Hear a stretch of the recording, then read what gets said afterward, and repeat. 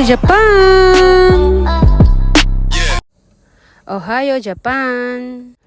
Shout out muna natin ang special guest natin for today's video. Ayan nga pala yung Junakis ko na ayan, parang baboy na hala-hala dahil pagkakain nakahiga lang at nagtatrabaho din naman siya.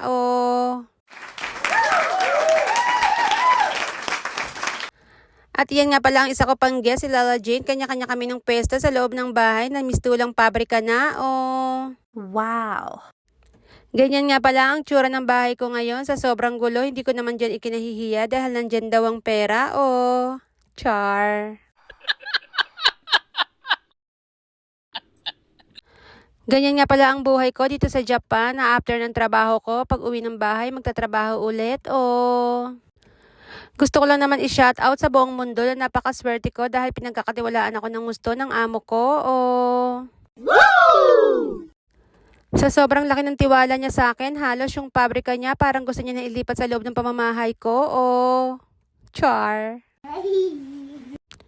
Ang dali lang naman ng mga ginagawa pero talagang kumakain ng oras dahil nga maliliit ang mga kanilang mga items.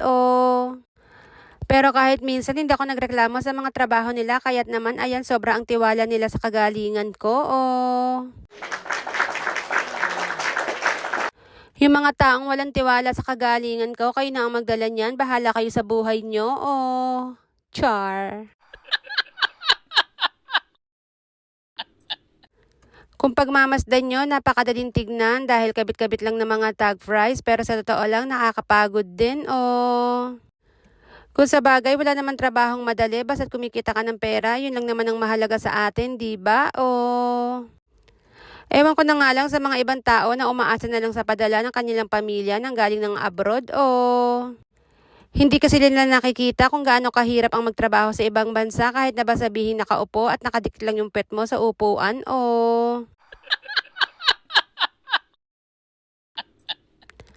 Nakaka-amaze lang kasi lahat ng gawain sa pabrika na iuwi ko na. Kaya ayan, para na rin ako may sariling pabrika sa loob ng bahay. At iyan naman ang isa sa mga gusto kong ginagawa ko dahil ayan, meron po siyang paglalagyan na parang plastic cover na matigas lang siya.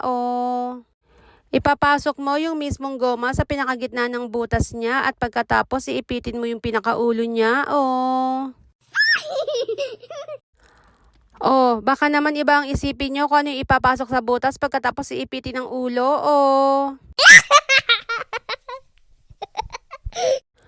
Huwag kayong masyadong green-minded. Wala akong iniisip na masama dito.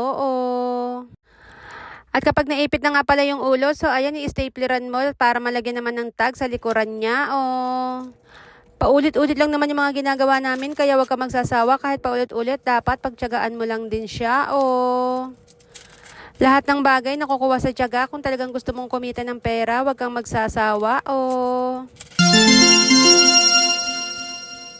Kung ayaw mong matapakan ng sarili mo, magbanat ka ng buto at kumilos ka para sa sarili mo.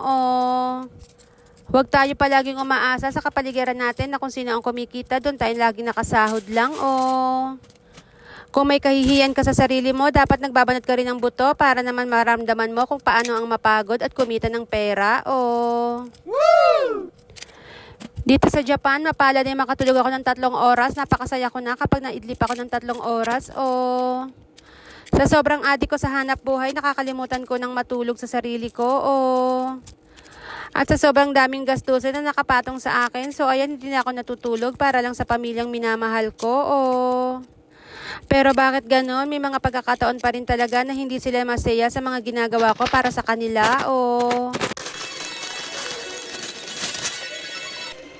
At humugot pa nga.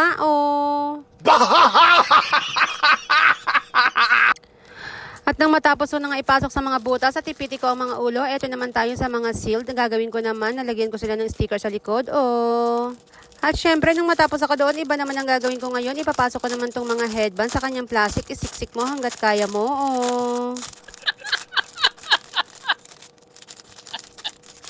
Huwag kang magsawang ipagsiksikan yung sarili mo kahit ayaw na sa'yo ng tao. Kasi ganyan naman ang ugali mo, di ba? Kahit ayaw sa'yo ng tao, isisiksik mo yung sarili mo. So, ayan, no choice naman talaga ako kundi ipasok ka. At nang matapos nga ipagsisikan ng sarili, so ayun, nilagyan ko naman siya ng mga tag price para yan na ang tapos na ang items niya. Oh. At imo-model ko lamang po siya. So ayan nga pala, headband po yan sa mga hindi po nakakaintindi at nakakaunawa. Oh, char. Medyo nahihirapan nga pala ako sa kanyang gawin. So ayan, inuna ko muna lagyan ng mga tag price bago ko ipasok sa plastic yung mga headband. Oh. Hindi naman kikibuyan kung ano yung unahin mo, basta sa alam mo sa sarili mo kung ano yung mas makakagaang para sa'yo. O basta't ang mahalaga, wag mo kalimutan ng tag price kasi kapag kinalimutan mo, hindi yan mabebenta. O araw-araw na ginawa ng Diyos, ganyan po ang ginagawa ko sa loob ng bahay ko, kaya't wala na akong oras para sa sarili ko. O pero okay lang yan kahit ma-stuck ako sa loob ng bahay, basta't ang mahalaga, kumikita pa rin naman din ako. O shout out nga pala sa mga taong walang tiwala sa akin. Hintayin nyo kapag yumaman ako, huyo kayo sa akin. Oh, char. Masaya naman ako sa ginagawa ko. Mas masaya pa nga to yung wala kang amo sa loob ng pamamahay mo. Oh. At nang matapos ko nga pala ang mga headband, so ayan, sinunod ko naman ang mga chukchak. Oh. Eto namang mga chukchak, tatanggalin mo sa plastic. Pagkatapos mong gawin yan, ibabalik mo rin sa plastic. Oh. O diba, walang maibigay na trabaho ang amo ko sa akin. Manong ibigay na lang sa akin yung pera kung umaapaw na. O, char. At ayan yung chukchak, nalalagyan mo rin siya ng tag fry. Syempre, yun lang naman ang magiging trabaho ko dito. O. At pagkalagay nga pala ng chukchak, pagpaparty rin mo siya ng dalawa, syempre malungkot kapag nag-iisa ka lang. O. Woo! At syempre, habang gumagawa ako, nagmumuni-muni ako, pasasaan ba at matatapos din to? Oh. At ayan, syempre, nang matapos ang mga itim, upgraded naman ako. Napunta naman ako sa mga gold. Oh. Wow. Woo! Oh, loko, di mo na naman yung mukha mo, kakaarte mo dyan. Oh, char. Yan lang naman talaga ang trabaho ko. Ang tagalagay ng mga presyo, ilalagay mo lang ng mga tag, yung mga paninda namin. Oh. Kapag ba ako ang tagalagay ng mga presyo, masasabi na rin ba na ingat yaman din ako? O char.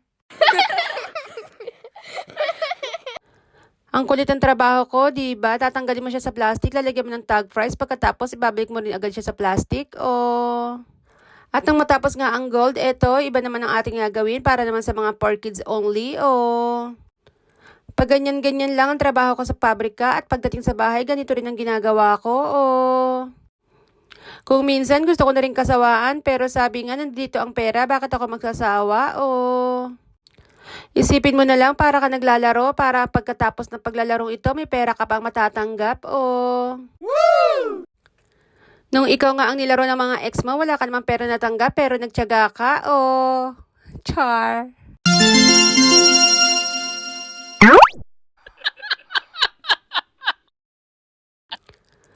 Oh, ganyan lang ang gagawin natin. Tatanggalin natin sa malaking pack niya. Pagkatapos, ilalagay natin sa maliit na pack. Lalagyan natin ng mga tiga-tigalawang piraso lang. Oh. Woo! Habang nagre-repack nga pala ako, naalala ko yung kabataan namin na ganito rin ang trabaho namin. Oh. Ganito yata talaga ang buhay. Kahit saan ka mapadpad, kung ano yung kapalaran, talagang iyan lang ang magiging para sa'yo. Oh. Nung kabataan kasi namin, ganyan din ang ginagawa namin. Kumukuha kami ng mga re-repakin sa loob ng bahay para lang may makain kami. Oh.